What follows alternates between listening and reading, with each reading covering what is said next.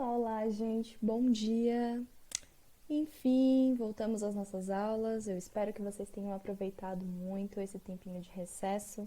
Acho que estava todo mundo precisando de uma pausa, né? Então eu espero que vocês tenham descansado, que tenham conseguido relaxar um pouquinho. A gente sabe que esse momento está bem estressante e a gente, infelizmente, ainda está vivendo no meio de uma pandemia, mas a gente retorna aos nossos estudos porque isso é uma coisa que a gente pode fazer agora, né? E manter os nossos estudos em dia ajuda a gente a manter a cabeça em dia também.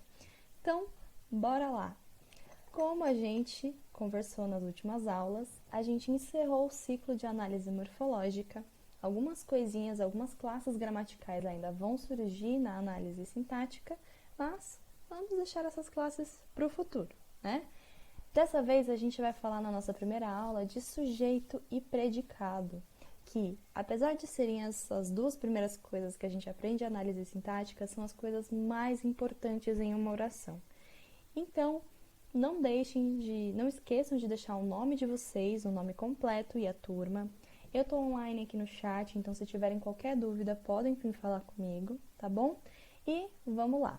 Esse material vai ficar disponível no Moodle. Todas as aulas que a gente já teve até então, principalmente de verbo, que é uma coisa que a gente vai retomar muito nessa aula, tá aqui no YouTube, tá lá no Moodle, então todo o material tá aí, vamos estudar juntos, beleza? Então, vamos lá.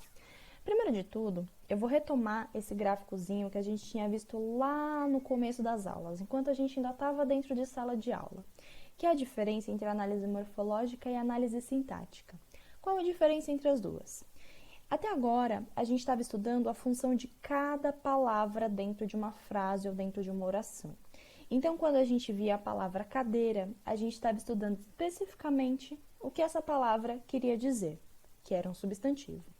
Quando a gente via o verbo correr, a gente estava estudando especificamente o que esse verbo queria dizer dentro de uma frase ou de uma oração. Tanto que essa seta está para cima, porque ele indica que a gente está fazendo a separação, a análise de cada palavra especificamente. Agora, na análise sintática, a gente vai fazer o estudo da estrutura. A gente vai entender a relação entre as palavras, a relação de sentido, o que uma palavra tem em relação à outra. A gente não vai mais estudar, vamos dizer assim, o indivíduo. A gente vai estudar a comunidade em que ele está inserido, a comunidade em que as palavras estão inseridas. Isso é que a gente vai fazer a partir dessa aula, beleza? Antes de tudo, a gente precisa definir uma coisa que a gente não fez até agora e que, para essa matéria de análise sintática, é essencial. Algumas definições. Quais são essas definições? O que é uma frase, o que é uma oração e o que é um período. Pode parecer tudo a mesma coisa, né? A gente aprende logo nas primeiras séries de que frase é a união de palavras. Só que aí eu pergunto a vocês, se frase é a união de palavras, eu posso dizer planta, caneta, mesa, borracha. Bom, isso é uma união de frases. É uma união de frases, não. É um conjunto de palavras, certo? Certo, é um conjunto de palavras. Mas isso não define o que é uma frase. Uma frase é uma estrutura de palavras que contém um sentido completo. Ou seja, ela tem um sentido. Então, é reunir várias palavras que, no final, têm um sentido, passem uma mensagem para quem está ouvindo. E aí, a gente tem dois tipos de frase. A gente tem as frases verbais, que as frases verbais, como o próprio nome diz, contêm verbos. Como essa aqui que eu coloquei de exemplo. Eu estou bem. Simples, curta, mas que contém o verbo estou. Estou, de verbo estar, né? Eu estou bem. Uma frase verbal contém verbo e tem um sentido completo. Por outro lado, a gente tem as frases nominais, que, ao contrário das frases verbais, não contém verbo, né? E essas frases, muitas vezes, elas podem ser apenas uma palavra, como, por exemplo, socorro. Socorro é uma única palavra, mas ela tem um sentido completo. Se você ouve alguém gritando socorro, você vai saber que essa pessoa está pedindo ajuda. Assim como se você lê numa placa de hospital silêncio, você vai saber que aquele ambiente está pedindo silêncio, compostura, né? Que você não pode fazer muito barulho ali. Silêncio neste local. Ou uma coisa muito comum é ver frases nominais em títulos de livros, em títulos de filmes, porque eles passam uma mensagem completa de uma forma mais simples, como por exemplo, Harry Potter e o Cálice de Fogo. Não, em nenhuma dessas frases nominais aqui possui um verbo, nenhuma delas possui verbos, né? Então, essa é a primeira distinção que a gente precisa fazer. Frase verbal, um conjunto, uma estrutura de palavras que contenham sentido completo e que tenham verbo. Frase nominal, mesma coisa, uma estrutura que tenha um sentido, mas que não contenha verbos. Logo em seguida, a gente vai ver uma coisinha essencial para estudar análise sintática, que é a definição de oração. A oração parece muito com a definição de frase verbal. Por quê? É uma estrutura de palavras que tem verbo, né? Só que ela não somente tem verbo, mas o sentido da oração, ela gira em torno do verbo. Então, o verbo, ele é o protagonista, é a coisa mais importante da oração. Vamos lá. Hoje, estudaremos do verbo estudar, análise sintática. Isso é uma oração. É uma estrutura de palavras com sentido completo, com um verbo e cujo significado dessa oração aqui, o significado dessa estrutura de palavras, ele gira em torno desse verbo. Então, isso é uma oração. Simples, certo? E aí a gente tem uma questão muito interessante. Nas aulas de verbos, a gente viu uma coisa chamada locução adverbial. Locução verbal. Tem a locução adverbial também, mas agora a gente está falando de locução verbal. A locução verbal é quando a gente utiliza dois verbos em uma mesma expressão. Então, a gente tem um verbo principal e um verbo auxiliar, que é o que acontece nessa oração aqui. Hoje, vamos estudar análise sintática. Esse vamos, ele está servindo de apoio ao verbo estudar, que é o verbo principal. Nossa, mas então eu tenho dois verbos nessa oração? Não. Quando a gente tem uma locução verbal, por mais que a gente tenha duas palavras que dentro da classe gramatical são verbos, quando eles estão juntos, tendo essa função de locução verbal, a gente considera como um verbo só. E uma coisa muito importante, gente, um spoiler para o resto da aula e para o resto do ano que a gente vai ter essa matéria. Não existe análise sintática sem verbo. Então, saibam desde o começo que a gente não vai fazer análise sintática de frases verbais, de frases nominais, que são aquelas que não têm verbo. A gente só consegue trabalhar a análise sintática a partir de um verbo, ok? Então, fixem isso na cabeça. Não existe análise sintática sem verbo. E, por fim, a gente tem os períodos. O que são os períodos? Se uma oração é uma estrutura de palavras que gira em torno de um verbo, o período é um conjunto, é uma estrutura de orações, né? Então, ele é um coletivo de orações. O período, a gente consegue identificar ele, por quê? Porque ele vai da letra maiúscula de uma oração até o ponto final dela. Então, sempre que vocês precisarem identificar em um texto, em uma frase, em um exercício, o que é o período, saibam que ele é a oração inteira, da letra maiúscula que inicia até o ponto final que finaliza aquela oração, ok? E aí a gente tem um período simples. Um período simples, ele contém apenas uma oração. Pensei naquele filme a noite inteira. Pensei, verbo pensar, naquele filme a noite inteira. É isso. Letra maiúscula aqui, finaliza aqui, só tem um verbo, então só tem uma oração, acabou. E aí o que a gente acabou de falar, olha, tem uma locução verbal aqui. Fiquei pensando naquele filme a noite inteira. Então, quer dizer que nessa daqui eu tenho duas orações? É um período composto? Não, não. Ele continua sendo um período simples, ele continua contendo apenas uma oração. Por quê? Fiquei pensando, é uma locução adverbial. E locução adverbial, por mais que haja dois verbos construindo uma locução, é considerado como uma só. Então, aqui também a gente considera um período simples, ok? Prestem muita atenção nisso, porque vocês podem se confundir sempre que vocês verem dois verbos juntos. Um verbo principal e o outro dando um suporte, tá ali mais para empurrar o verbo principal, saibam que é uma locução. Locução conta como um só, beleza? E eu coloquei aqui período composto, mas leiam como período composto. Contém duas ou mais orações, né? Ele chorou quando soube que havia sido aprovado. Então, vamos lá. A gente tem aqui quantas orações? Ele chorou, verbo chorar, temos uma oração. Quando soube, verbo saber, duas orações. Que havia sido aprovado. Havia, verbo haver, sido, verbo ser. Mas, opa, esses dois verbos aqui, eles estão se acompanhando, eles estão em uma locução. Então, a gente conta como um só. Nessa frase aqui, nessa oração, quer dizer, a gente tem um período, que vai da letra maiúscula até o ponto final. Aqui eu não coloquei ponto final, mas quando vocês estiverem lendo um texto, vai ter um ponto final. Tem aqui, letra maiúscula, ponto final, 3 orações, 3 verbos.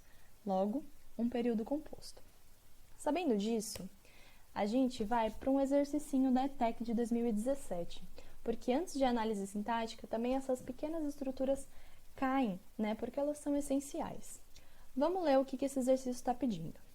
Primeiro, a prova traz uma ilustração, né? Uma comunicação não verbal, e a gente vai abordar um pouquinho disso mais para frente, mas eles trazem uma imagem aqui para que a gente analise. O enigma do lixo. Recicla-me ou devoro-te. Sempre lembrando que é muito legal vocês lerem a imagem completa, né? Então, leiam o título, leiam o que a imagem está trazendo, leiam a assinatura do artista, leiam também a legenda que vem, então, o ano em que essa tirinha foi acessada ou que foi publicada, né? Pode, às vezes, não ter nada, ter só, tipo, o site que essa tirinha foi retirada, mas muitas vezes pode trazer uma informação que vai ajudar vocês a responder a questão. Então, sempre leiam a questão inteira, sempre leiam o texto inteiro, sempre leiam a imagem inteira, ok? E aí, questão 19 da ETEC 2017, a gente tem, em Recicla-me ou Devoro-te, a presença de duas orações. Olha aqui, então ele já exige que a gente saiba o que é uma oração, que estabelecem entre si uma relação de. Então, vamos lá.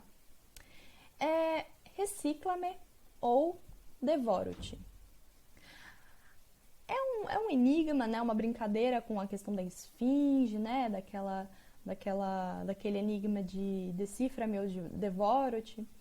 E essa questão, esse enigma, ele traz, o que ele traz?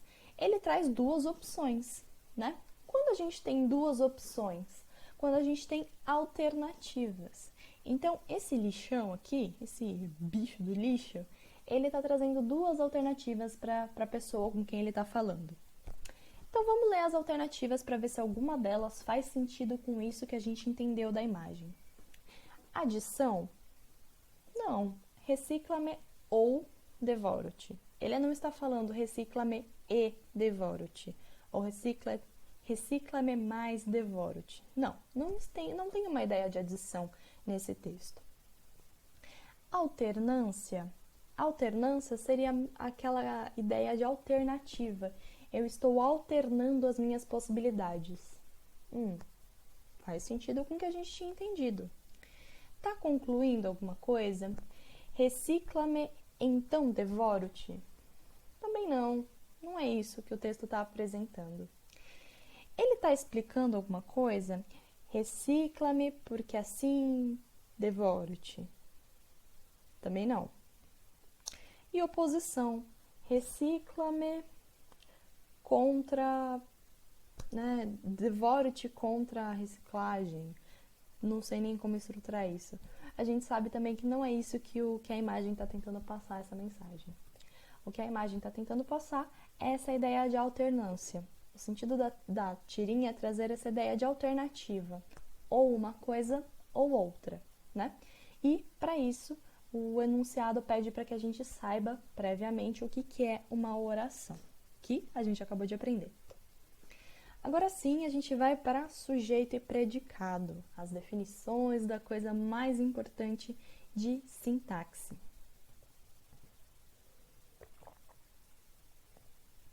E mesmo sendo tão importante, as definições são bem simples. Por quê? Sujeito é um termo sobre a qual eu falo alguma coisa, eu dou uma informação.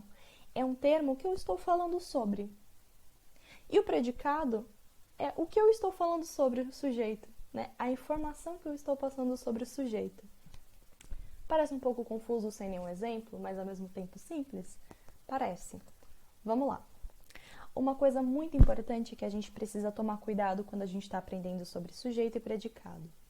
Muitas vezes na escola ou em alguns outros lugares, a gente aprende que o sujeito é aquele que realiza uma ação, né? É o termo da oração que está praticando alguma coisa, que está fazendo alguma coisa.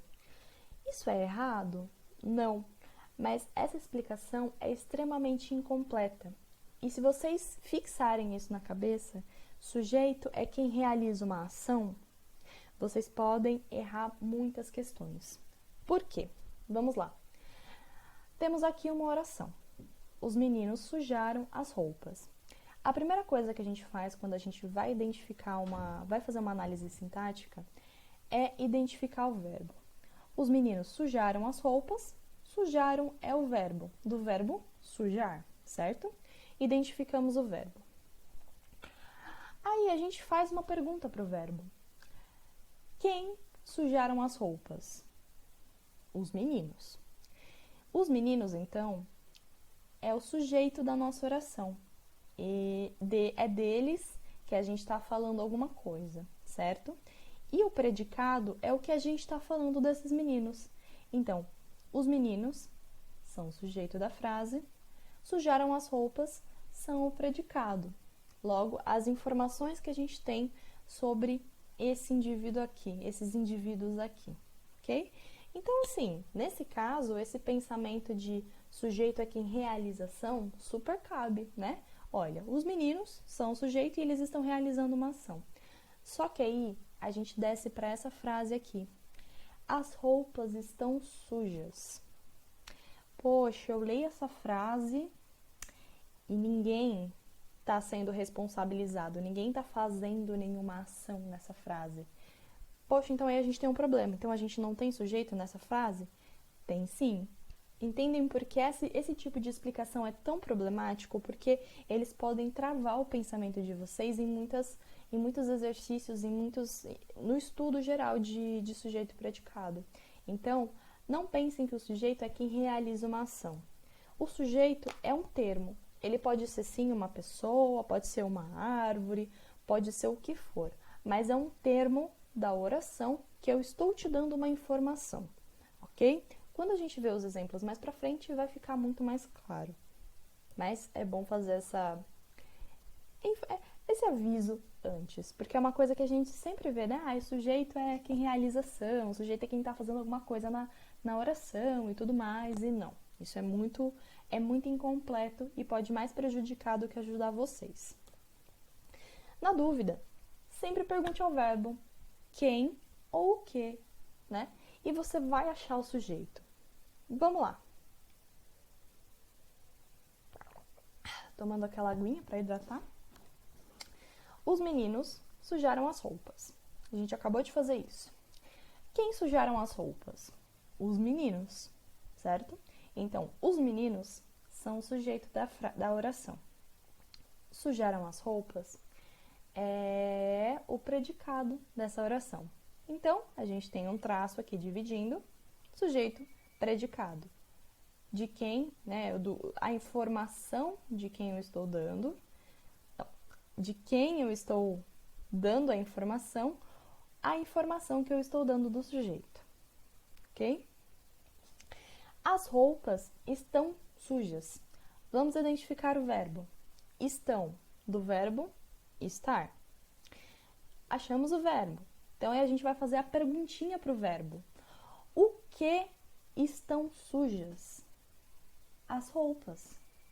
Então, as roupas é o sujeito dessa oração. Né? As roupas não estão fazendo nenhuma ação. Né? As roupas não estão se lavando sozinhas. Né? As roupas estão sujas. Mesmo elas não tendo nenhuma ação, elas continuam sendo o sujeito, porque é esse termo aqui, as roupas, a que o verbo está se conectando. O que nos passa para o próximo slide, que é esse aqui. O sujeito sempre concorda com o verbo. No começo é um pouquinho difícil entender essa questão de sujeito e predicado, mas a gente precisa lembrar dessas pequenas ajudas.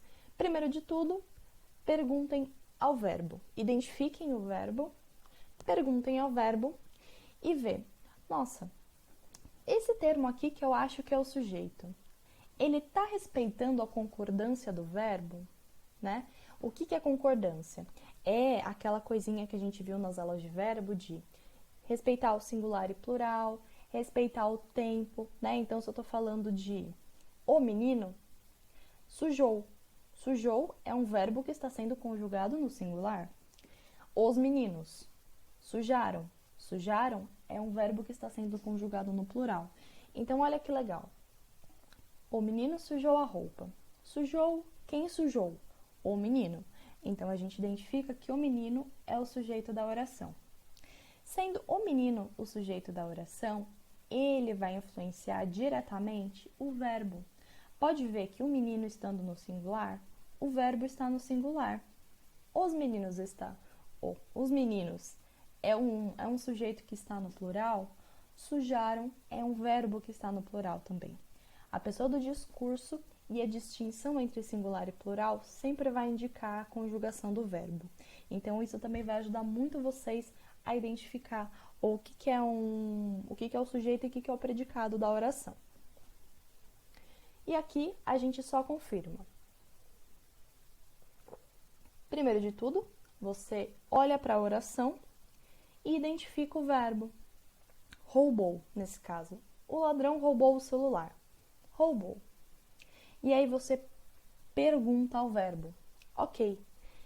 O que ou quem roubou o celular? O ladrão. Opa! Se a gente tem aqui essa resposta, então a gente tem o sujeito. E o resto, o que não for sujeito é predicado, inclusive o verbo, ok?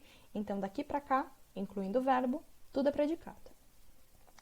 E aí, veja com quem o verbo faz concordância. Se eu falo os ladrões roubaram o celular, o verbo está concordando com os ladrões. Enquanto ele estava no singular, estava roubou. Quando os ladrões foram para o plural, o verbo também foi para o plural. Então, sendo o sujeito algo que influencia diretamente na concordância do verbo, então tá certinho, a gente achou o sujeito certo da oração, ok? E aí, só para reforçar aquilo que a gente falou no começo. O celular foi roubado pelo ladrão. Quem é o sujeito dessa frase? O ladrão? Porque ele está executando uma ação? Não. Né? No contexto, a gente sabe que o ladrão é a pessoa que roubou o celular.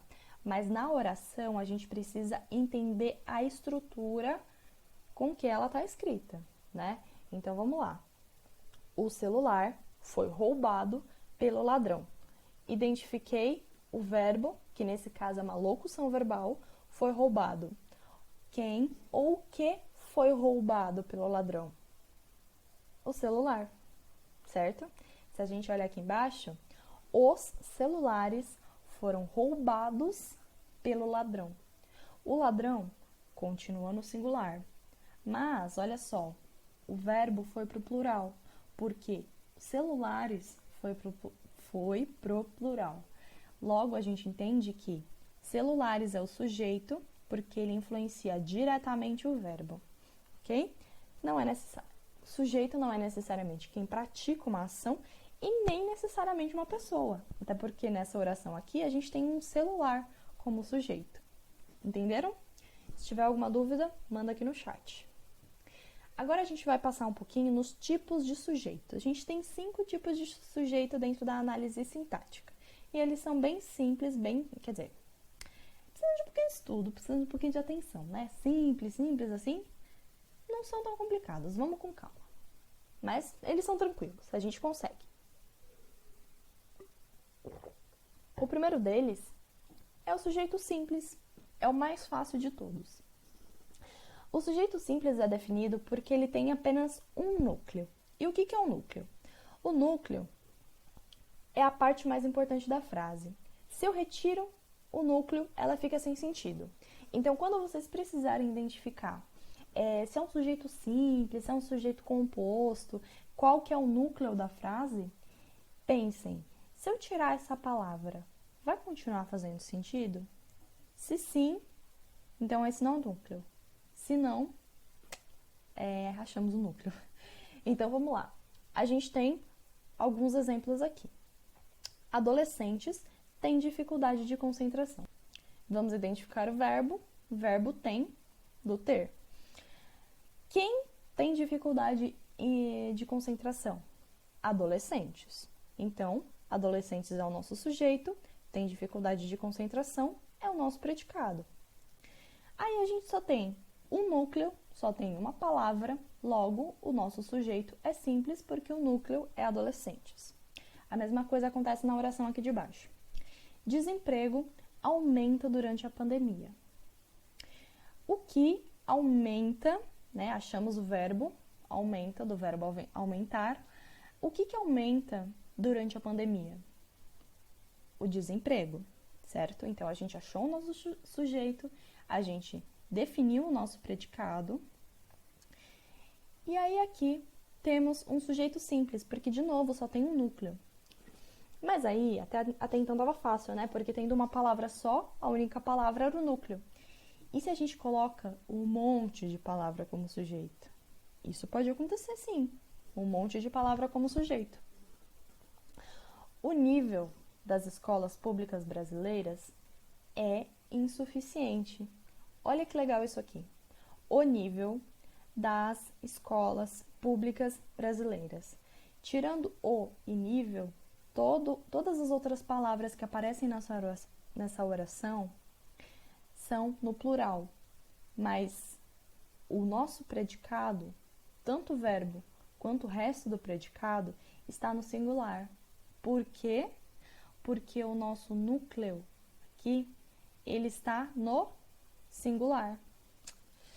Então, vamos lá. Se eu tiro nível, ou escolas públicas brasileiras é insuficiente.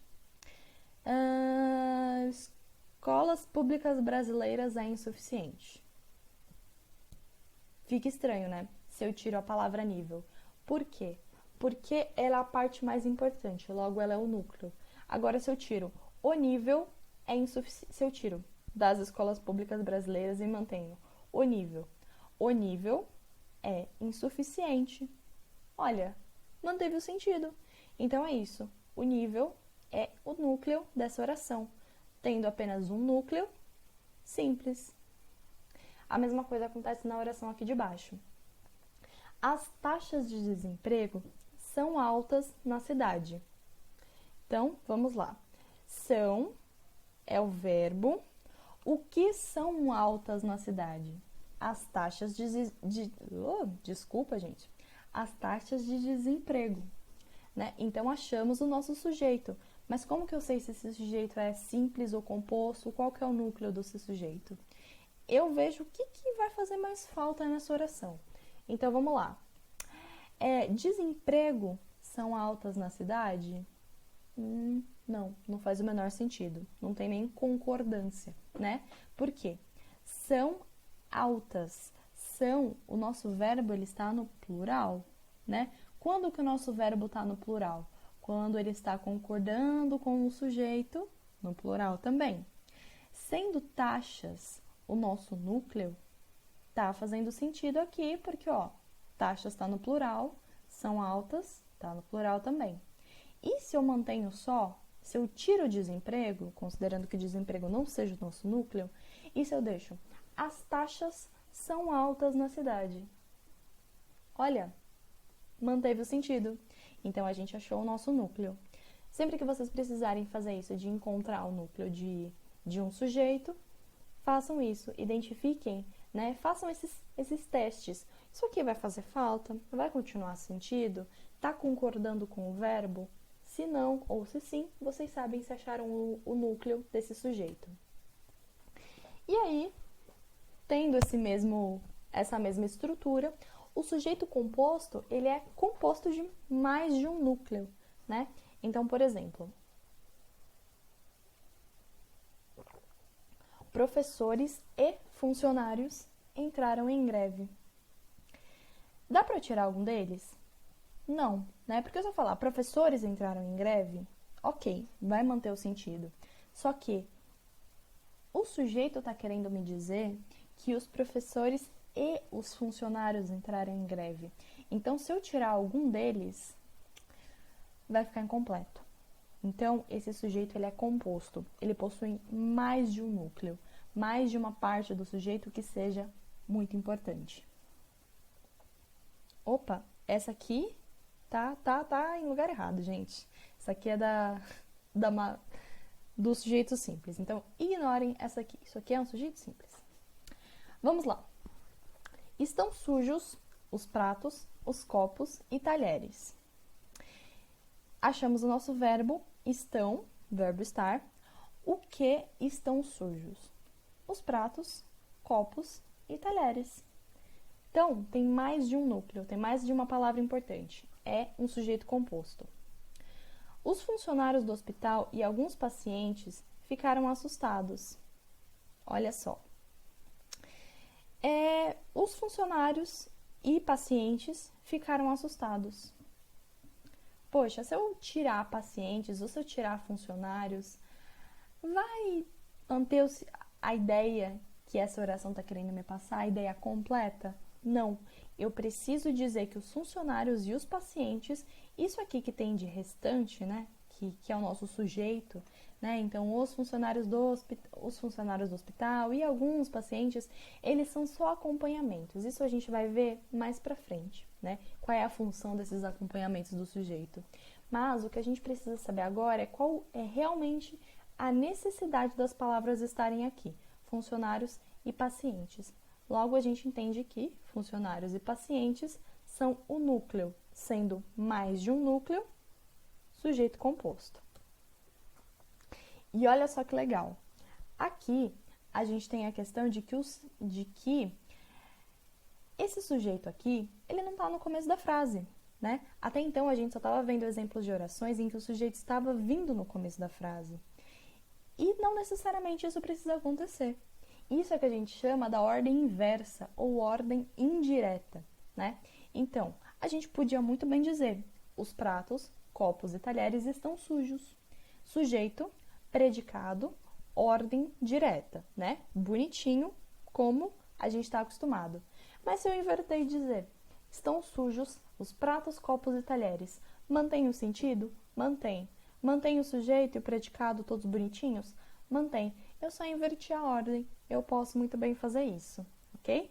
E o sujeito ele pode aparecer tanto no começo, quanto no meio, quanto no fim da frase. E aí eu trouxe alguns exemplos aqui. Os pais foram à formatura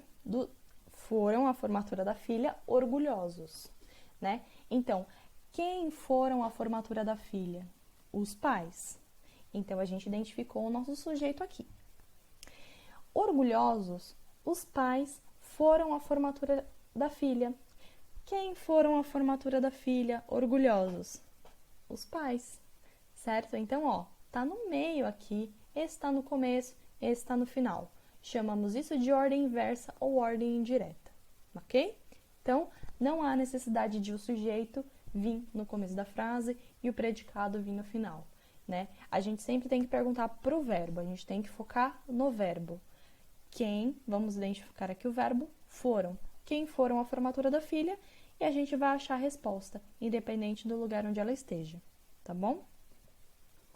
Sujeito oculto é o sujeito que não aparece na oração, mas a gente sabe quem ele é pela terminação verbal, né? Bola de cristal? Não, uma coisa mágica chamada verbo, né?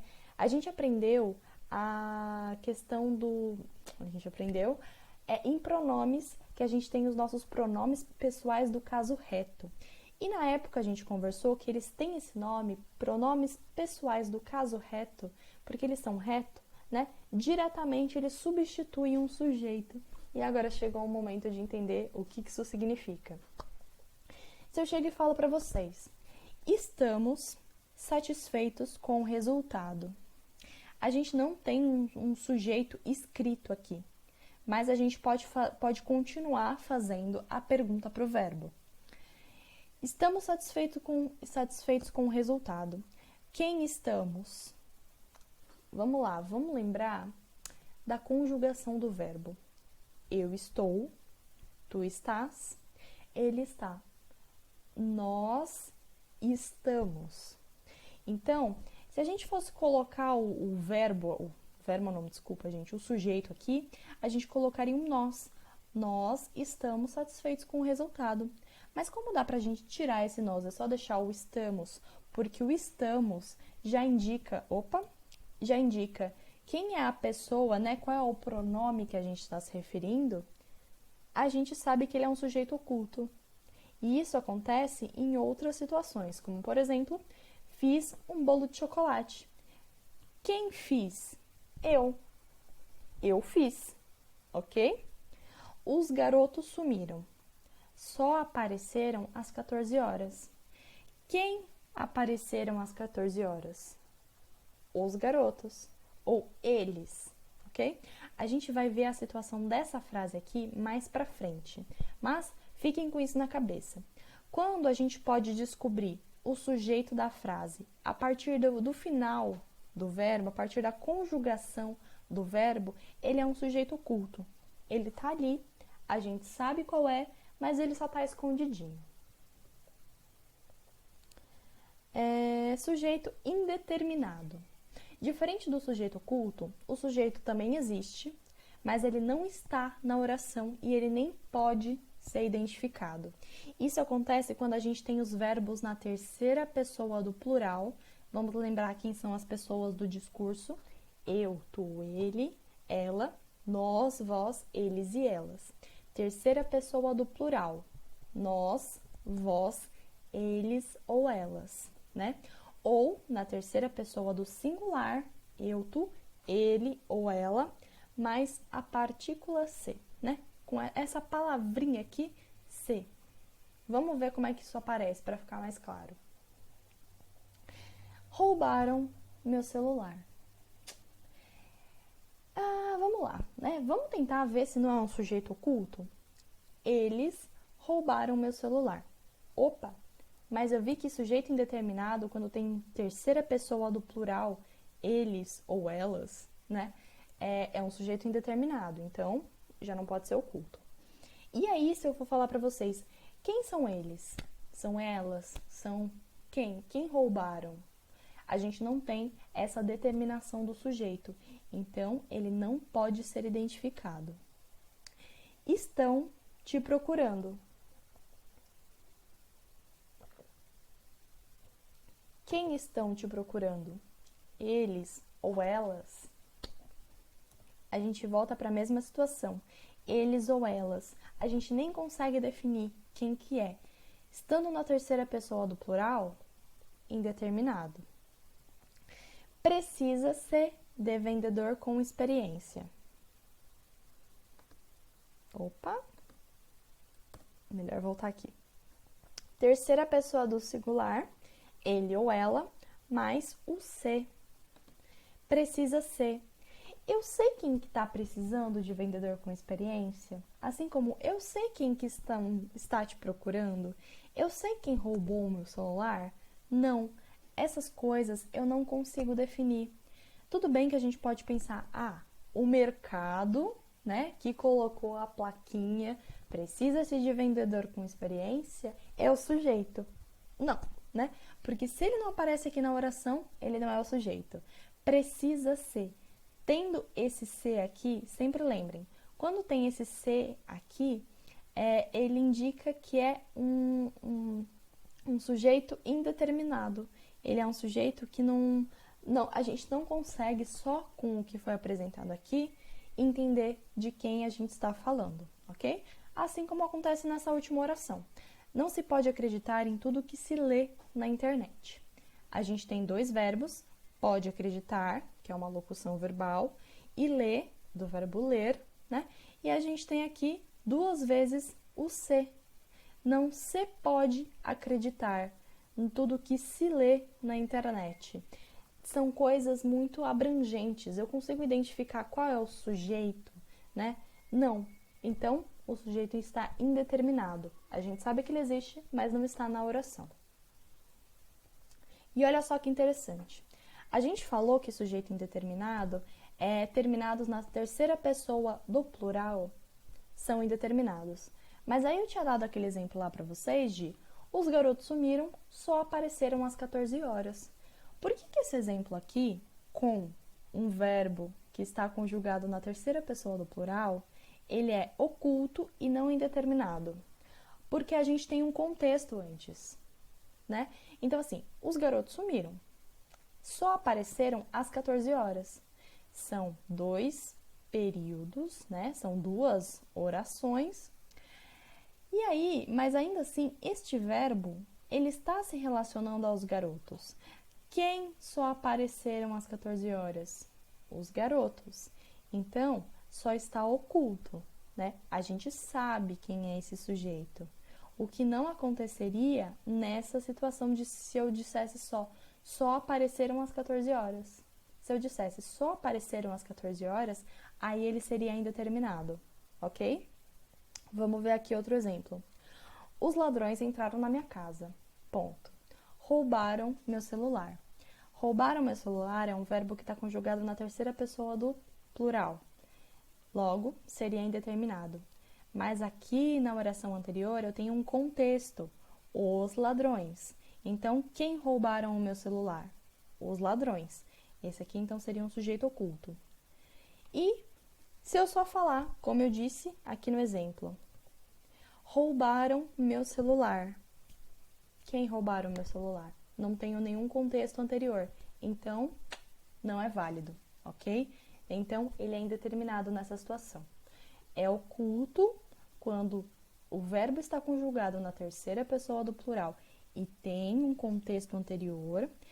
É indeterminado quando eu não tenho nenhum contexto anterior e a oração me dá só um verbo que foi conjugado na terceira pessoa e do plural e que eu não consigo definir.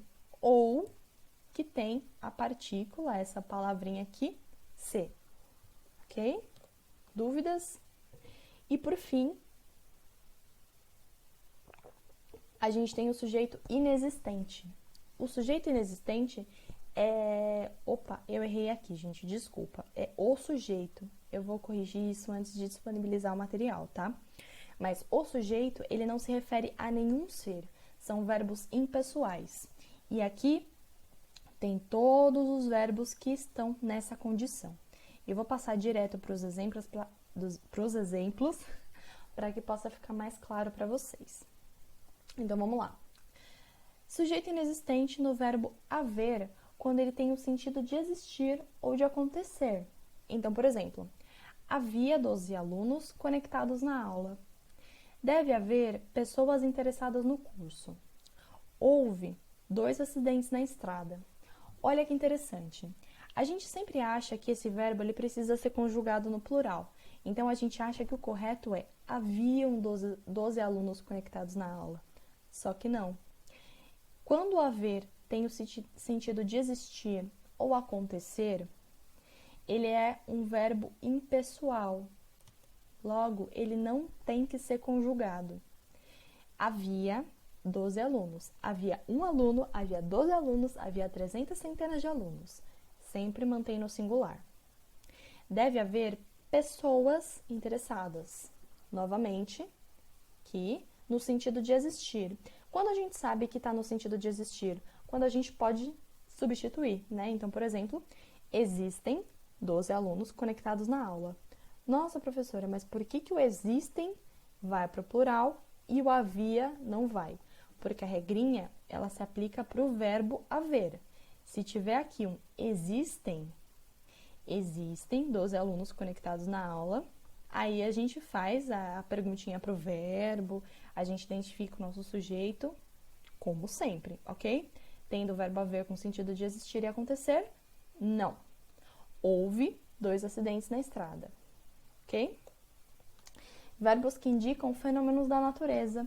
Sujeito inexistente porque, bom, não tem como falar que ninguém fez aquela ação, né? Não tem como falar de quem ou o que fez aquela ação, porque é um fenômeno da natureza. Então, choveu de manhã, nevou no sul do país. É isso, o sujeito é inexistente, é um fenômeno da natureza.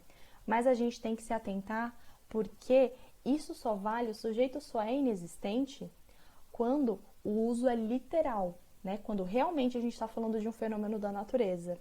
Porque quando a gente fala de um sentido figurado, essa regra não se aplica. Então, por exemplo, choveu de manhã, sujeito inexistente, ok? Porque é um fenômeno da natureza, o choveu. Choveram elogios sobre ela. Literalmente choveram elogios? Não, né? A gente está usando o sentido figurado e mais pra frente a gente vai ver figuras de linguagem. Mas vocês sabem que isso aqui não é literal, que realmente não choveu elogio, não choveu a reação natural, né? É só um sentido não literal. Então, a gente vai conjugar normalmente. Choveram. O que choveram, né? O que choveram? Elogios sobre ela. Ok? Então, choveram é o predicado, é um sujeito simples. Entenderam?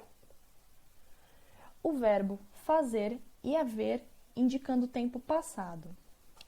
De novo, a gente não fala fazem 3 anos que estamos juntos. A gente fala faz 3 anos que estamos juntos. Isso aconteceu há muito tempo. Por quê? Esses 2 verbos, nessa condição de tempo passado, eles são verbos impessoais. Logo, sempre se mantém no singular. Ok? Verbo ser e estar indicando tempo ou clima. Era outono, está frio lá fora. Não tem nenhuma alteração também, se mantém no singular e é um sujeito inexistente. Por último, o verbo ser indicando hora, dia e distância. Esse caso aqui, ele é o único que não mantém essa regra do singular. Ele é o único que faz a concordância com o plural, certo? Então, são 2 horas. De São Paulo a Pouso Alegre são 200 quilômetros. Mas ainda assim, mesmo que tenha indicando quando a gente tem o verbo ser indicando horas, dias e distâncias, a gente tem um sujeito inexistente, ok? Aí, gente, eu não vou conseguir passar esse exercicinho que eu ia passar para vocês aqui do Brasil Escola.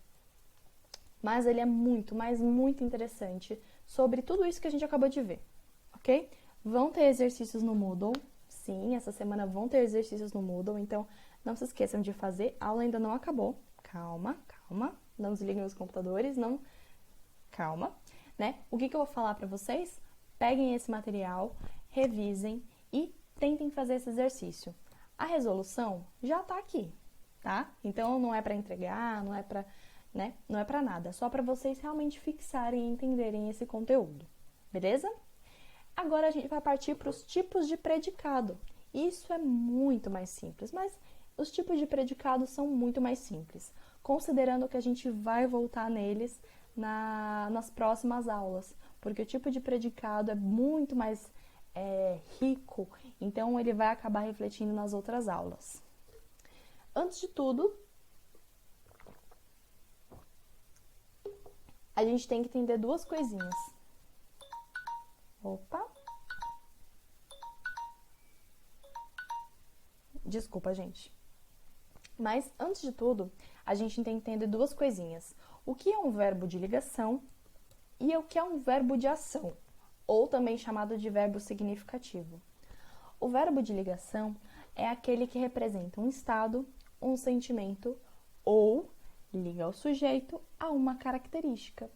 Então, aqui a gente tem os principais verbos de ligação: continuar, andar, ficar, estar, ser, parecer e permanecer, né? Então, vamos lá. Ela continua linda. Minha mãe anda preocupada. A criança é agitada. Olha que esses verbos aqui, eles indicam um estado. E esse aqui é uma ligação entre o sujeito e uma característica. Nossa, mas então eu ando rápido é um verbo de ligação? Não, né? Anda preocupada é o estado em que minha mãe está. Quando eu digo que eu ando rápido, eu estou fazendo um verbo de ação, ok? E o verbo de ação, ele expressa uma ação, obviamente, ou um estado da natureza, né? Então, vamos lá. Esse aqui tem, tipo, milhares e milhares e milhares. Qualquer frase que vocês pensarem que tenha uma ação, são um verbo de ação. Então, por exemplo, ela correu feliz. As crianças brincavam no parque. Esses todos são verbos de ação. E aí, os verbos... O predicado verbal, logo, é um predicado que possui um verbo de ação como núcleo. O que é um núcleo? É a parte mais importante, né, do predicado. A gente viu quais eram os núcleos do sujeito. Agora a gente sabe que a mesma coisa vale para o predicado. Qual é a palavra mais importante? É o verbo. No caso do predicado verbal, é o verbo. O núcleo do predicado verbal é o verbo, como está escrito aqui. Então, os torcedores cantaram o verbo, né, do cantar, o hino antes do jogo. Cantaram é um verbo de ação, é uma ação que esses torcedores estão fazendo. Se eu tirar o resto do predicado e só deixar os torcedores cantaram, não tem sentido. Assim como a gente viu ali em sujeito, tirei o resto, mantive esse núcleo, ficou com sentido? É esse o núcleo, né? Tirei uma palavra ou alguma coisa e não manteve o sentido, então eu tirei o núcleo, certo? O predicado nominal, por sua vez, se o predicado verbal tem os verbos de ação, o predicado nominal, ele possui verbos de ligação, que são aqueles que a gente acabou de ver, que indicam um sentimento, um estado, ou a ligação entre o sujeito e uma característica. Ele liga, então, o predicado nominal é o que possui verbos de ligação e um predicativo como núcleo. Predicativo é uma coisa que a gente vai ter uma aula específica sobre, né? A gente já vai ter uma aula de predicativo, mas só para dar um spoiler para vocês, predicativo dá uma característica ao sujeito. O predicativo é como se ele fosse o adjetivo do sujeito, só que dentro do predicado. Por isso esse nome, predicativo. Entenderam? Então, a gente tem o predicado nominal. Estavam é um estado, ele está daquele jeito. Os torcedores estavam nervosos. Nervosos é um predicativo. É uma característica que esse sujeito aqui está tendo. Então, esse é um predicado nominal. Ele tem um verbo de ligação e um predicativo como núcleo, né? Então, os torcedores estavam antes do jogo? Os torcedores antes do jogo? Não, os torcedores estavam nervosos. Se eu tirar o resto, os torcedores estavam nervosos, ele mantém o seu sentido, né? Então, o nervosos é o núcleo desse predicado. E aí, a gente tem a coisa que é juntar os dois. Um predicado verbo nominal, em que a gente possui dois núcleos. Um verbo de ação, que são aqueles verbos que a gente viu, correr, cantar, andar, comer, dormir, e um predicativo, que dá uma característica ao sujeito. Então vamos lá. Os cantores, os torcedores cantavam nervosos o hino antes do jogo. Cantavam, verbo de ação, nervosos, predicativo, é uma característica desse sujeito. Logo, a gente tem um predicado, verbo nominal. Os predicados podem não ter ficado tão claros assim, porque a gente ainda vai ter uma aula sobre predicativo. Não se preocupem, ok? E de qualquer forma, se tiverem alguma dúvida, mandem aqui no chat, no WhatsApp, onde vocês precisarem. Por fim, eu quero deixar esse... Não é um poema, mas é o início de uma música do Teatro Mágico. Eles são uma banda brasileira incrível. E na terça-feira, a Bruna passou uma aula muito legal sobre a relação da música com a cultura, com o momento que a gente está vivendo hoje, o valor da cultura, né? Ela até pediu uma atividade, então, por favor, assistam aquele plantão, ele foi excelente. A gente vai continuar trabalhando muito nisso, em cima da interpretação textual, que a gente já conversou, que a interpretação textual é um dos pilares da língua portuguesa, principalmente dentro do vestibulinho da ETEC. Então, vejam essa aula, está maravilhosa. E aí eu deixo com vocês essa letra de música que mais parece um poema, que é o Sintaxe à Vontade. E ela diz: todo sujeito é livre para conjugar o verbo que quiser. Todo verbo é livre para ser direto e indireto. Nenhum predicado será prejudicado, nem tampouco a frase, nem a crase, nem a vírgula e ponto final. Afinal, a má gramática da vida nos põe entre pausas, entre vírgulas, e estar entre vírgulas pode ser aposto, e eu aposto o oposto, que vou cativar a todos, sendo apenas um sujeito simples, um sujeito e sua oração, sua pressa, sua prece. Gente, muito obrigada pela presença de todos. Daqui a pouquinho a gente vai começar a próxima aula, então vão rapidinho, tomem um café, lavem o rosto, comam uma bolachinha e voltem. Espero que todos continuem em segurança, que vocês e suas famílias estejam com saúde e quem puder, fique em casa, tá bom? Beijão, até a próxima aula.